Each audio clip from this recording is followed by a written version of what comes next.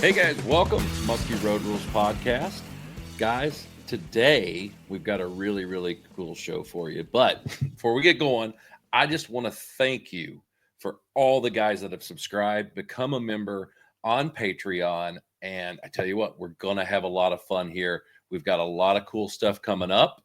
I'm actually filming in the morning today, and I got a good friend of mine on the line, Ryan McMahon. Ryan, how's it going, buddy? Hey, pretty good. Good morning. Good morning. How's life up in Minnesota? Not too bad. Not too bad. It's warming up this week, so I'll Mm-hmm. take it. No, I get it. What's your winter been like? You been doing anything fun? A lot of girls hockey. Yeah, my youngest is a sophomore and on the high school team, so I've been living hockey game to hockey game, and just staying busy. So busy doing nothing, I guess. For the Living vicariously through your daughter and trying to relive the glory days. Exactly. I would have been one hell of a good girls hockey player, I think. If it wasn't for that damn penis. Yeah. that gets in the way when you're in women's sports. Yeah. That's something that'll bother you. But well, how was I don't know if I talked to you much, but how was your year last year? How'd you end up? It was pretty good. It was, we had some tough trips, which I'm, not afraid to admit, I guess. But it was, I would say we had a lot more, good ones than we did bad ones. Leech was kind of tough. I was only up on Leech for a week. That was probably the one that really stung the worst. Just kind of had some tough weather conditions and some tough fishing, but and then the live bait bite. I mean, you and I are in direct contact the entire time through that, and we've kind of seen that bite just slow down over the last handful of years, really. Sure. Well, and also I think that was, with that, I think some of it comes into play how warm it was for so long. Right. Yeah, I mean, it's when that water's not moving and it's, you got shorts weather when you should be wearing everything you got, it makes it kind of tough, but otherwise, good trip up on woods. In July we had, a good September. Septembers have been super steady the last handful of years. That's probably my favorite, time to be fishing in Minnesota. And I mean, do you think, I always say, I think September is the best musky month all around there is. I just think every state, September is probably the best month.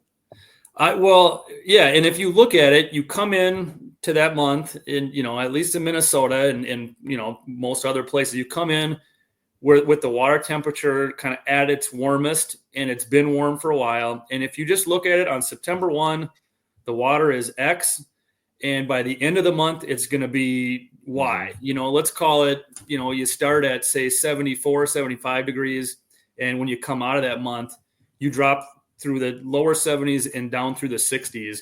And when that water is dropping through that temperature frame right there, I mean, that's the best bucktail, topwater, aggressive fishing time frame. And I hope it's like that other places, because it sure is fun in Minnesota. No, I think it is. I mean, I think that September, hell, in Kentucky, it's always been good. It's been good throughout the South. It's good through all the northern states. I just think that's one of the best bites there is. I mean, and probably, I don't know if I would say best, but it's one of the funnest because it's usually shallow water, bucktail, topwater, like you were saying. And it's one of those bites that it's fun to go out there musky fishing. One, you're not sweating your ass off. And two, it's just, usually very visual. You get to see the fish and a lot of fish moving around. So I think I've always thought that September, that's when your cool down starts. It's definitely one of the better months in my opinion. You got me jacked up for September now. Yeah, no, I get it. I mean, we're doing sports shows right now, and you go around, you watch all the videos. I got this big TV in my booth. I bought a 65-inch TV for $300 from Walmart, and I've got it in my booth, and it just keeps me. I'm amazed, when I'm watching. I'm like, man, last year wasn't as bad as I thought. when you're in the thick of it, sometimes you're like, oh my God, this is rough. Geez, you have to buy a new trailer to lug that thing around or what? It barely fits in the back of my truck. Nice. Barely. But I got her in there. So no, it's been good. But the reason I got you on today is I want you to talk about some stuff that I know you're really big on. You had a big hand in actually helping and developing and some stuff that I've gotten to fish a little bit. I'm not near as big as you, but every time I talk to you after your Lake of the Woods trip, I always think I'm a moron for not throwing this more. And that is, the more of the unconventional spinner, your Kramer brothers, bucktails. Why don't you talk a little about that? I'm going to put some of the Revos up here on the screen. How did these things even come about? Well, that's a good question. And first of all, you are a moron. Thank you. Not just because you don't throw these, but yeah, among other things. No, I mean, yeah. So, Mike Kramer came up with these and I, was lucky enough to kind of be with him and, and just a part of the, creative process. And really it was more just being, a good listener and, letting him bounce things off or send me a video of him, trying to run a bait through his bathtub in the middle of the winter and see if it would spin and, all that good stuff. Was there a child in the bathtub? Yeah, right. Well, he's got plenty of those. So yeah, he probably had to schedule some bathtub time. Actually, back then, I think he maybe only had one kid or two kids. So anyways, yeah, I mean, Mike he's always had kind of an innovative mind and everything. And he just was looking at, clevis bucktails and double-bladed bucktails like he made at the time and was, wondering if there was a different way, a more efficient way to get something to spin and, like a different water displacement. And, as a guide and he's a guide as well. And, sometimes folks have trouble getting blades started on clevis baits. Sure. I think everybody's a little bit better now and just some of the clevis designs and stuff nowadays are a little bit better, but, and bending wires and there's all kinds of tricks, but, at the time he wanted kind of a foolproof, something that just the second it would hit the water, it would spin. And really he came up with this, kind of, one blade design and got the pitch, the angle of the blade just right. And, kind of, he had to kind of tip them opposite of each other so they get started right away. And as you can see in the picture there, that's so those are the Revos with the tickers on it. And I'm getting ahead of myself a little bit, but yeah, the first rendition was, and I actually have right here in my hand, this is a prototype Revo. It's hard to see, but this blade here, Mikey was actually just cutting this steel by hand and shaping it and, working on getting that shape and that pitch just right.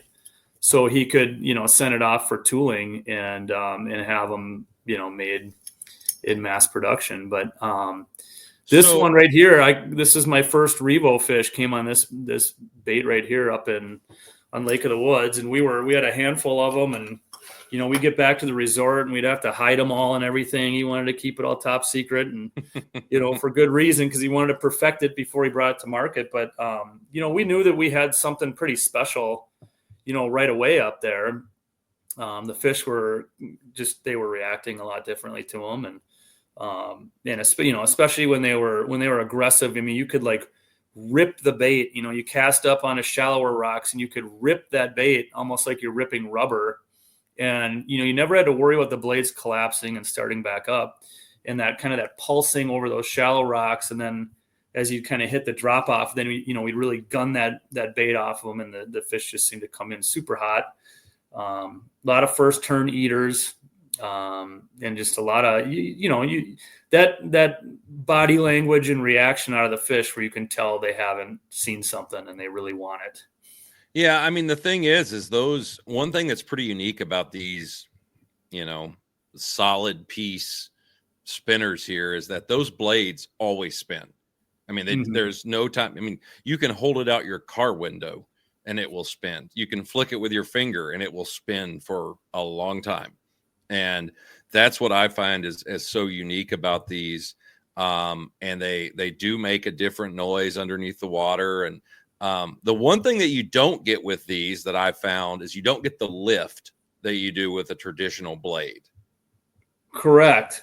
So that was, something that, as you're, and again, Mike Kramer's doing all the work. I just get to go and test them out and play with them and have fun with them. So, life was good for me, but, that's some of the stuff, that you realize, and like, you'd get these things in the water, and a lot of times, you'd want to gun them and reel them in faster to get them, over weeds or over rocks and keep them out of trouble when you're fishing around cover. And really, these things would just almost like knuckleball in the water rather than just come up.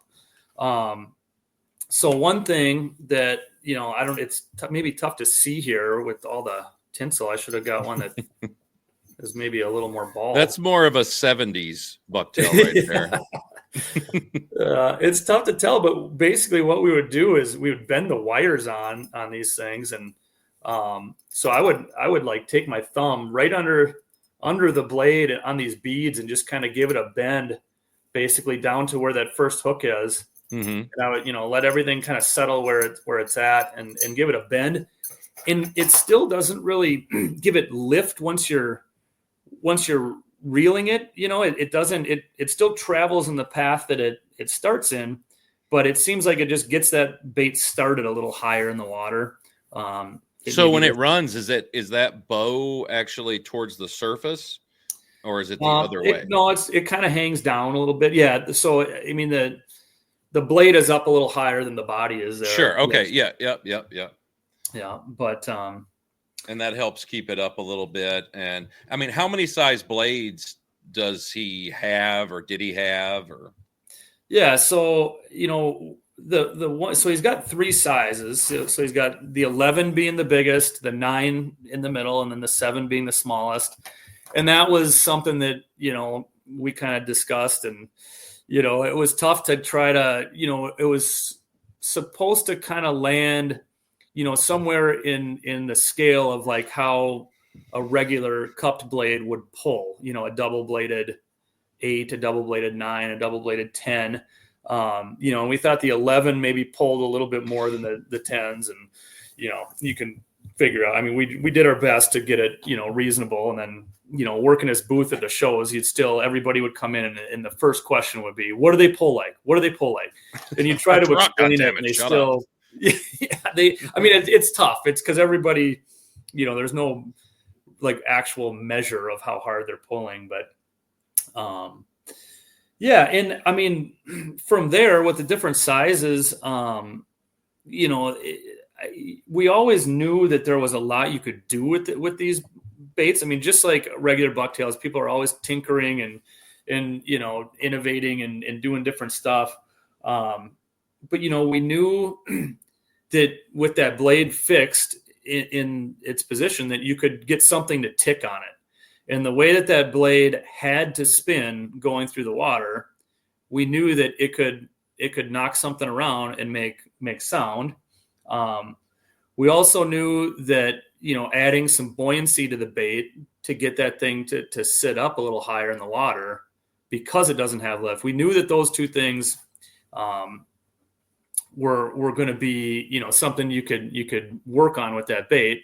And when I say we knew, I mean, I just said, hey, yeah, you should do this. And then Mike went and perfected it again. So, the tickers came at some point and pretty early on. And then the wood bodies came around the same time. And I think they got released a little bit differently, but before the tickers and the wood body came, just playing around with some stuff. Like one thing I wanted to show, and this is still, to this day, this is something, and this skirt's all mangled up. I think the flash got kind of fried in a box at some point in the sun, but this one has 2 different colored skirts. That's why I chose it. But so this is a 7. So this is the smallest blade.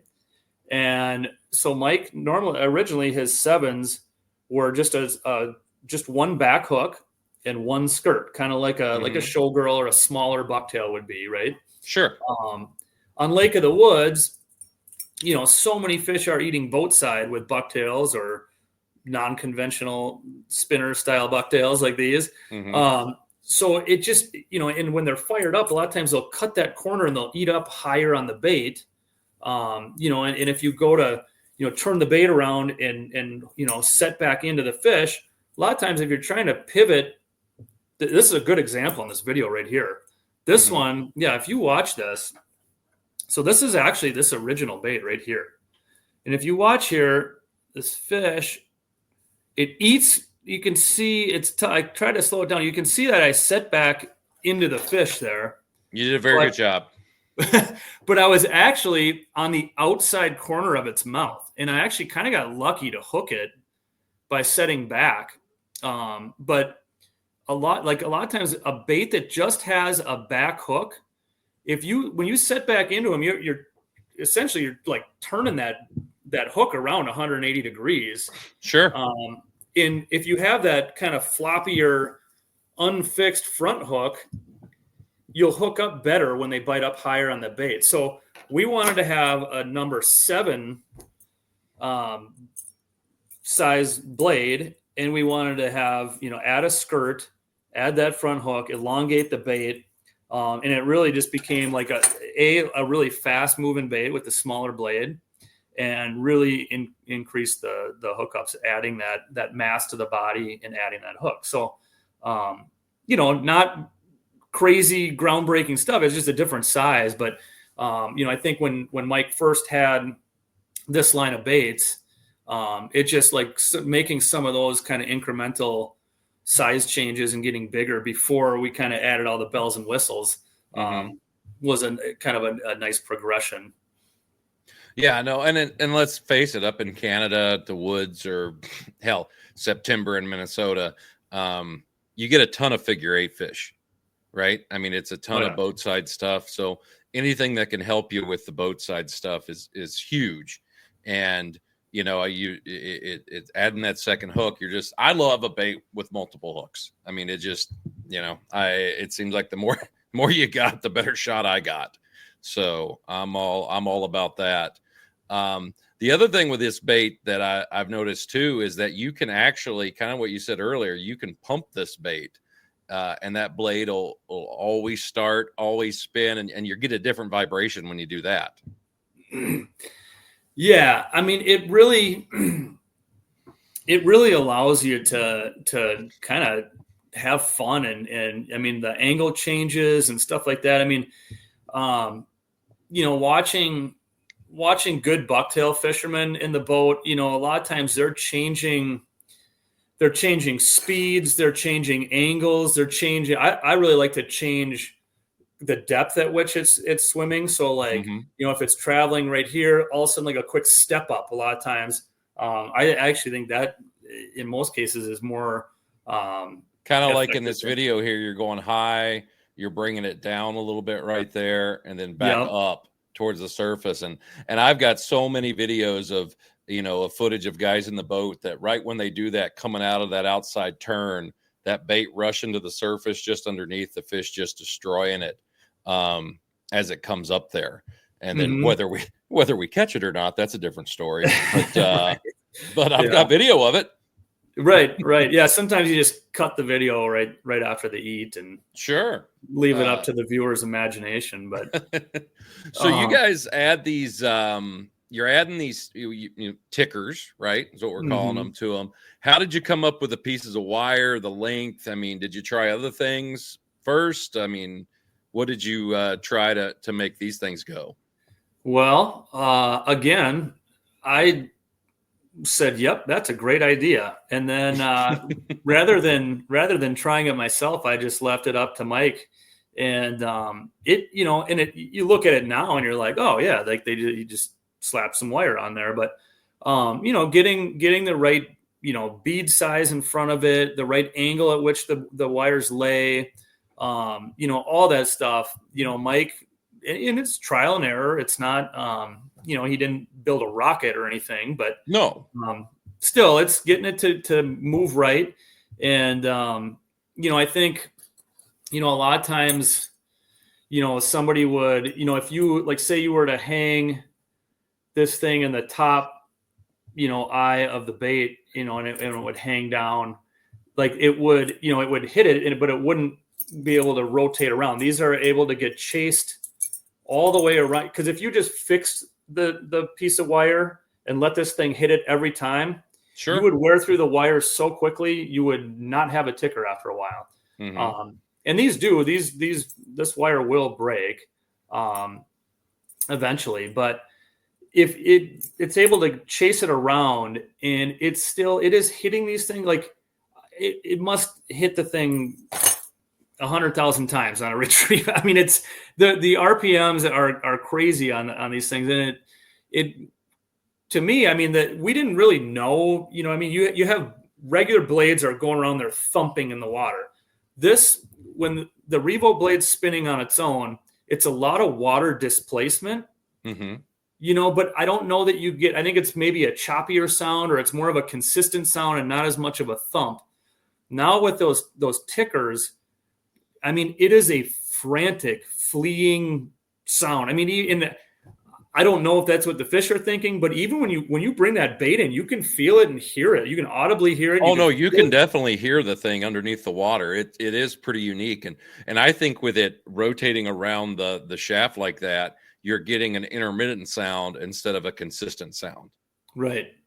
And it definitely, we saw the fish's attitude change. I mean, it was more of a frantic, I've got to get that thing type of feeling. And, with adding it, the bait really doesn't run much differently by adding those. I mean, it's still a fat. I almost got bit by my dog. I just had no she was down there. I just stepped on her. Don't step on a sleeping corgi. No, they are pissy critters. Oh yeah. I think she's okay, but she's probably going to bite somebody later for that. But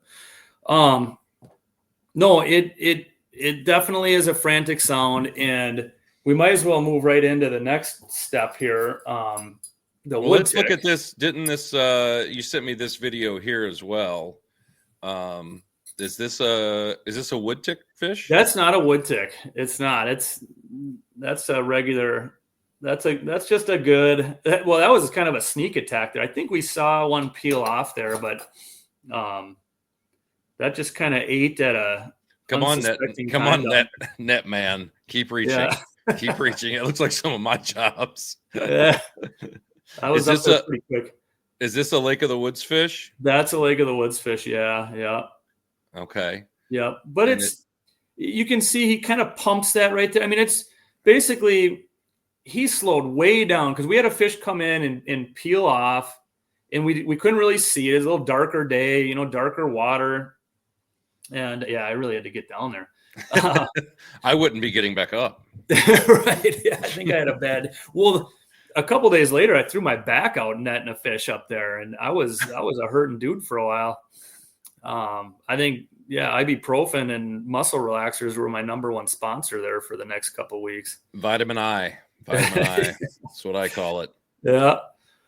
But no, just being able to slow that bait down. You're not worried about the blades stalling out and pulsing it and move. I mean, you can zigzag. I mean, there's just all kinds of stuff you can do where there's no worry in the world about those blades collapsing or stopping. And I'm not saying you always want to be doing goofy stuff, but right there, you could see he went into that corner and he gave it an extra little tug, and then he kind of paused it, and that fish just came out of nowhere and had to have it apparently. So. Yeah, no, you see that tail right there, just a little bit, and then it grabs it. Because that's the biggest thing, especially guiding and stuff, fishing with a lot of different guys.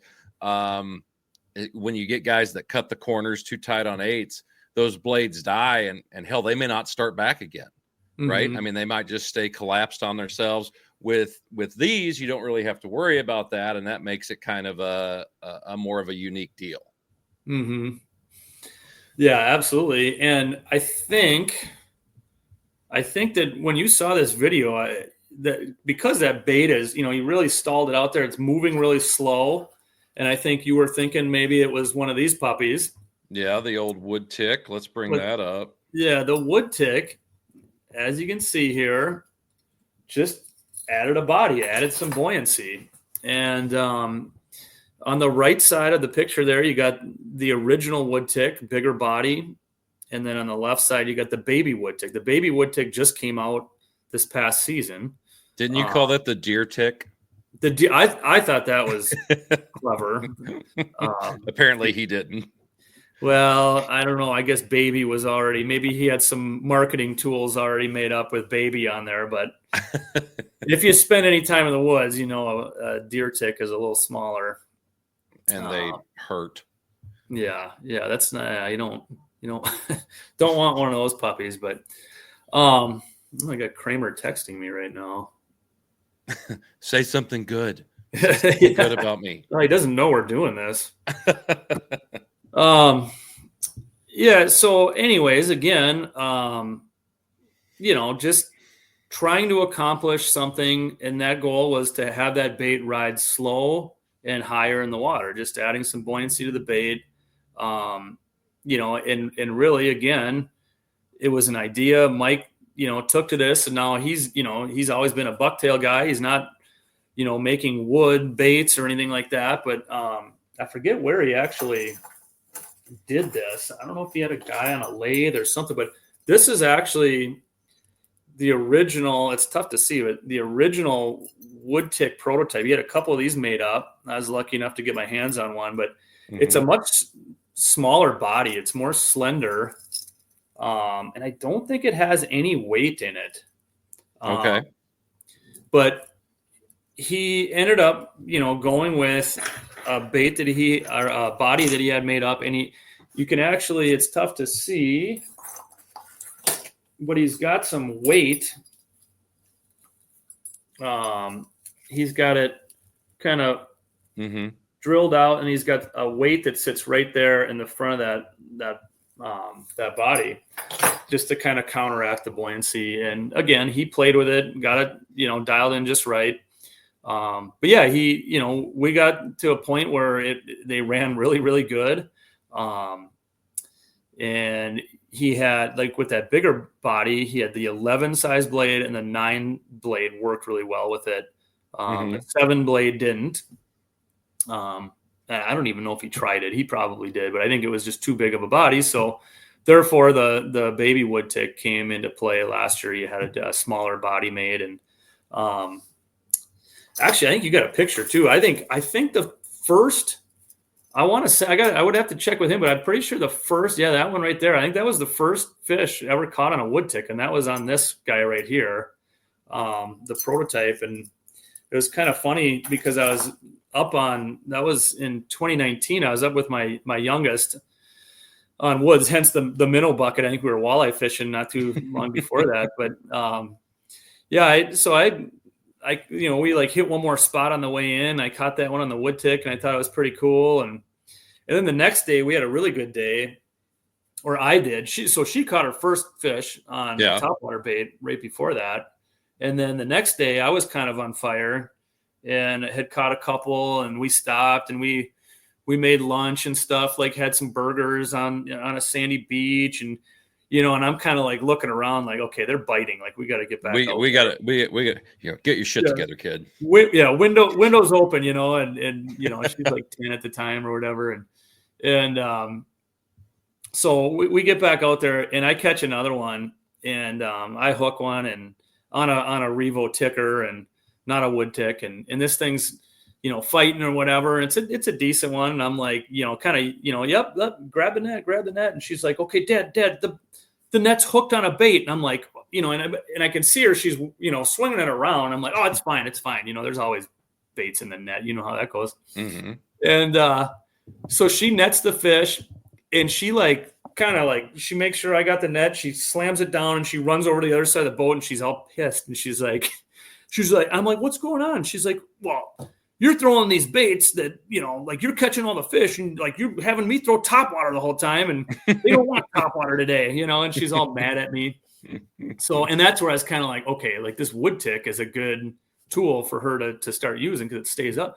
Well, I'm looking at the damage in the net, and all of a sudden I see this bait, like one of like 3 wood ticks that exists in the world at the time. And it's in fact hooked to the net. It's hooked to the outside of the net on the bottom of the bag, hanging, hanging by over, one hook, probably. Yeah, but exactly, by one hook, one little strand, and it's, this fish is going nuts, and we're in 10 feet of water and Lake of the Woods, and I'm like, so I had to quickly do the old reach around and get that thing out of the net. And popular technique. Yeah, it's a good one. Well, those things, I mean, you were telling me last year, especially with that baby, that, they seem like great baits for a place like the woods or any place that you're dealing with rocks or super shallow stuff that you could get hung up on. And it kind of is like a perfect complement to a topwater bait. Yeah, it really is. I mean, so number one, they're going to, most times, if you're using a high-speed reel or whatever, just get the bait started right away. They're going to create a wake, and they're going to travel right underneath the surface. And they have some lift to some degree. So even if they do start and they're down a little bit, if you gas them a little bit with the reel, they will come up. And people are like, well, is it a topwater bait? Well, it's subsurface. You don't want it to be breaking the surface of the water. If it does, it won't run as well, or it'll stop running. Because the blade, in fact, of course, does need the resistance of the water to spin. So you want to keep it in the water, but I like to fish it. I like to point that rod right at it, keep a good line, a nice flat line angle coming off, off the bait, and keep that thing slow and high in the water. And they are best in cover. So rocks or weeds, if you have cabbage tips sticking up, it's perfect to steer through something like that. And I think that bait traveling at a slower speed to get from point A to point B, it feels to the fish, it's still that the ticks are hitting the blade so incredibly fast that it's a really frantic sound for a slow moving bait. Yeah. I think it's kind of like when, if you make a topwater bait tick or something, it's the same reaction. It's like the fish, they get up to it real quick and it's almost like they don't know what to do. I've seen them sometimes where they're like getting on either side of it and they're almost like side-eyeing the thing. Like, what do I do with this thing? And where's that sound coming from? Because this thing isn't moving that fast. But yeah, and for whatever reason, it's this year, because you do get that sometimes where you get like a really worked up fish that would be, ultra hot and then not eat it. And you're kind of left scratching your head. Like, what did I do wrong? Sure. That baby tick this year, that happened to find its way into a lot more fish's mouths for whatever reason. Yeah. So like this, you sent me some pictures here. So like this fish here, that's on a regular wood tick there, isn't it? Yeah, that was kind of like the first year that Mike had the regular, like the bodies that you see today. I think that was the first year he had like the actual bodies made up. I think that was 2020. Okay. Yeah, we have a little disaster on our hands there. Somehow the blade twisted the line up, if you can see that. Yeah, I was going to ask you about that. That looks a little gnarly up there. I think the wind got a hold of it or something in the net. But yeah, that was a cut and retie situation. Oh, it totally does. But this fish here, I mean, this is a nice looking fish. Yep, that was a while back. That was on just a regular 7, just a regular Revo, no tickers. Just a regular 7. That was on a blind figure 8 on Lake of the Woods. It's tough to tell in that picture, but the water was actually pretty bloomy. Calm, sunny day. Yeah, it looks really calm. Yeah. I mean, that was like west facing too. I mean, usually you got a little chop going, but it was a little soupy, and I had just a bright white one on, and the thing ate it in a, second time around blind 8. And it was a long fight. I had to go light on her, gave her a lot of free spool because I didn't think I had her hooked real well. And that was kind of, I don't think this was like the moment we decided to make a Mag 7, but it was an instance like this and others where you're like, yeah, maybe on these 7 blade, they really like the 7 blade, but I think maybe we need an extra hook on that thing and elongate that body a little bit so they're not just nipping at that back hook. Mm-hmm. No, that's a nice fish there. And then you've got some of these. Is this that was a baby tick fish from last year? Yeah. Okay. Middle of the day, obviously. Yeah, I was going to say it's not like a cloudy traditional top water style day. I mean, that just looks like a really nice day to be on the water. Yeah, and we went and checked out a little tiny weed patch and a little saddle spot. One of those that's only worth about 10 casts into it, and we're driving by it and figured, why not? They've been in there before, and I mean, I was third bait through, and I think I want to say we had a baby wood tick go through there before, but I think we probably had a top water or maybe a minnow bait, but third bait through, baby tick, that thing gobbled it up good. No, and that's what I find unique is that, and you're throwing this, it looks like you've got a 400 high speed tranks there. Yep.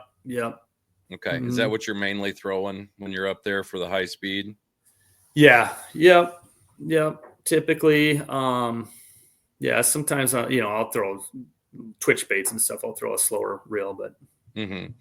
And this another baby tick fish there. That was way in the back of a little weedy bay. And, that was actually moments after I threw my back out. That must've been right when the vitamin I had kicked in, or I don't know, mustering up a smile somehow there.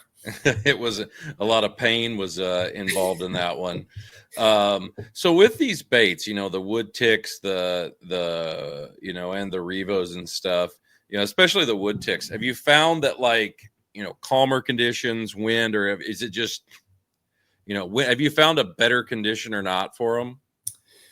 I mean, I've seen them work just fine in wind, and in bigger waves. But I would say, calm or like just that nice, little chop, like a 6-inch chop or something like that. It is good. I mean, it's certainly not a bait that I won't throw in big chop, but, it's one of those that you definitely, just as I'm sitting here in the middle of winter and thinking about it, if I daydream about it, I think about throwing it in basically the same situations that I'll throw top water. Yeah. So some lower light stuff, how that, that 6-inch chop or whatever is really, really ideal for tail baits, top water baits, especially in Minnesota. That's really the same conditions, I think, to throw these, but, I've got a lot of pictures of them, bright, sunny, middle of the day. I mean, we just saw one. So, yeah. So with these as well, are you trying to break the surface with them, or are you just underneath and then speed? Because can you reel these pretty fast? You can. You might have to bury your rod tip to keep them in the water, but yeah, you want them to stay in the water. If you're going to hustle them in a little bit more, which is a perfectly good thing to do, you may have to bury the rod tip a little bit. I want to see him making a wake. I want to see him creating that V behind him. And I won't rip them to the side like I will sometimes with the regular Revos, like a rubber rip, but I will just pulse them with, high speed reel. You pulse that reel once or twice. Sure. You're definitely going to know it. And it's fun because it's a visual bait. You can see it the whole time. And just one extra pulse with that high speed reel is you see how much of a difference that makes, because a whole wall of water will come up behind the thing. So maybe 1 or 2 of those. Sometimes, if I come through some weeds, a lot of times, as I get clear of those weeds, I might give it a pulse or 2, and then I'll just settle into a steady retrieve. Sure. Back to the boat. Yeah. All right. Well, good deal, man. I Yeah, I mean these baits are definitely the they definitely have that unique look to them, unique feel in the water, and I think it's something that people I don't know how many people have taken advantage of it. The other thing is that he's been putting that glow tape, not glow, what would you call that? Hyper reflective tape on the blades. Yeah, I mean that's kind of, well, let me go down the here's an old window maker of his, and that reflective tape that Move it was up just a little bit. It's over your thing. Move it. There you go. get her. All Yep. right. Yeah, I mean that was this reflective tape was kind of what he started making, just a regular bucktail with, essentially. Yeah, it's highly reflective. It's like the stuff that's on road signs, so it's super reflective. I think the reflective properties help, of course, but it with the blades, the regular cup blades, back in the day, I think it was just a different sound. I think they rotated a little slower, added some thickness to the blade, just a little different sound. And same with the Revos, they do run a little bit different when you have that reflective tape on there. I almost think the tickers are a little bit louder when they don't have the tape, or it's more of a metallic, like a pingy. Sure, it's probably a little deeper with the tape on there, maybe like a tong. So that's something to pay attention to when you're fishing, and maybe have one guy fish with tape, one guy without. I'm just trying to sell more baits for Mike. You got to get them all. Where speaking of that, where can somebody find some of these baits? Mike is he's not doing the whole rotation of shows these days. So the Minnesota Muskie Show, if you can make it there, that's always your best bet to get those baits. And then contacting him, I think that I thought he said he's working on having like a more legit like Shopify situation on his website. Yep. But yeah, you can get a hold of him through his website or through his social media stuff, Kramer Brothers Tackle. And yeah, a lot of times he'll make them to order, but he's got some other pretty fun stuff coming up too. That you'll see at the Minnesota show. So he's got some new stuff for the show. Yeah, he's kind of breaking into another bait category that should be pretty exciting and pretty fun. I think, especially you up on Lake of the Woods, you'll be excited to see him. Okay. Well, and then we got the Minnesota show is going to be the 7th, 8th, 9th of March. He'll have a booth there and can pick them up. Are you going to be there? I am going to be there for a very limited amount of time. Friday, I think I'm speaking. I talked Paul into giving me the first time slot because I'm going to speak.